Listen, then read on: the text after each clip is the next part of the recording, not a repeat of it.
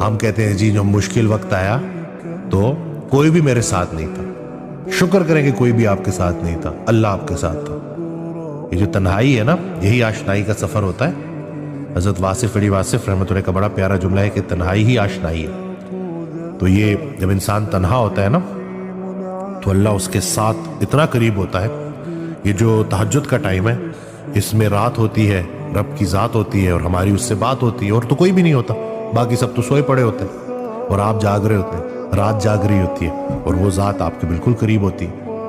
तो ये जो आपकी ट्रेनिंग है ना माइंड की, कि जहनी तौर पे इतना ताकतवर होना है, सबसे बड़ी कुव्वत बर्दाश्त है। तो ये जो मेंटल रेजिलियंस है ना, माइंड का स्ट्रांग होना, जहन का स्ट्रांग होना, ये बहुत बड़ी ताकत है। और ये कोशिश से भी हासिल होती है, अता भी है। और ये बात हमने समझनी है कि अल्लाह भी उनकी मदद करता है जो अपनी मदद आप करते हैं।